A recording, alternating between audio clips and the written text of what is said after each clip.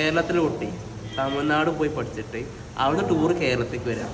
എന്തൊരവസ്ഥ. Hello, രാവിലെ തന്നെ അച്ഛൻ വിളിച്ച് അച്ഛനെ സ്റ്റാൻഡ് കൊണ്ടാക്കണം പറഞ്ഞു. അപ്പോൾ അതിൻ്റെ ഒരു ഇതാ കാണുന്നത്. ഏത് വണ്ടി എടുക്കണം കൺഫ്യൂഷനാണ്. രണ്ടും എൻ്റെ വണ്ടിയാണ് കേട്ടോ. ഒന്ന് ഏട്ടൻ്റെ ഒന്ന് കസിൻ്റെയാണ്. എന്നിട്ട് അച്ഛനെ കൊണ്ടാക്കി വരുന്ന വരപ്പെട്ടത് എന്ത് തണുപ്പാ പുറത്ത്. ഭയങ്കര തണുപ്പാ, പറ്റണില്ല. തിരിച്ച് വീട്ടിലെത്തിയപ്പോഴാണെങ്കിൽ വീട്ടിലാണെങ്കിൽ കറണ്ടും ഇല്ല. ഭയങ്കര. എന്നിട്ട് ഞാൻ പുറത്ത് വരുന്നത്. ഇതാണ് എൻ്റെ സ്ഥിരം സീറ്റ്. ഇവിടെ ഇരുന്നിട്ടാണ് ഞാൻ ഭാവിയിൽ നടക്കാത്ത കാര്യങ്ങൾ കുറച്ചൊക്കെ ആലോചിച്ചുണ്ടാക്കുക. അങ്ങനെ പുറത്തിരിക്കുമ്പോൾ ആ ചെങ്ങായി വിളിച്ച് പുറത്തിറങ്ങാൻ പറഞ്ഞേ. എന്നിട്ട് ഓൻ പറഞ്ഞ സ്ഥലത്തെത്തിയപ്പോൾ ഓനെ കാണാനില്ല. ഞാനവിടെ പോസ്റ്റ് എന്നിട്ടുണ്ടൊരു 10 മിനിറ്റ് കഴിഞ്ഞപ്പോൾ ഇവിടെ വരുന്നേ. ബ്രേക്കില്ലാൻ വണ്ടിക്ക് ഇപ്പോൾ കുത്തിയൻ തന്നെ. ഇത് അഭിനവ്, ഇത് ഭാവി എഞ്ചിനീയറാണ് കേട്ടോ. ഇപ്പോൾ ഇടയ്ക്കിടയ്ക്ക് നമ്മൾ വീഡിയോയിൽ വരും.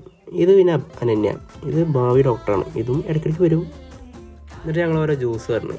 ഞാൻ പൈനാപ്പിൾ ജ്യൂസാണ് പറഞ്ഞത്. ഇവൻ പപ്പായ, ഓള് ടെൻഡറും. എൻ്റെ ജ്യൂസ് കൊണ്ടുപോയി. ഇവൻ്റെ ജ്യൂസ് ഓളെ കയ്യിലായി. ഓളെന്താ കാട്ടണത്? രണ്ടും കൂടെ കുടിക്കാം. ഒരു വെറൈറ്റി കുട്ടി കേട്ടോ.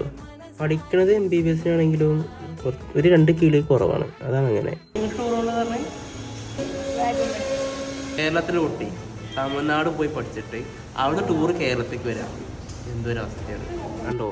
അങ്ങനെ ഓരോ വിനോദങ്ങളാണ്. എന്നാൽ എന്തൊക്കെ പറഞ്ഞാലും ആൾ നൈസാ കണ്ടോ. പൈസയൊക്കെ കൊടുക്കണ ഓളെ തന്നെയാണ്. നോക്ക് പൂവുള്ള കുറേ സാധനങ്ങൾ വാങ്ങാണ്ട് പറഞ്ഞു. പിന്നെ നേരെ ബഡ്ജറ്റ് പോയി.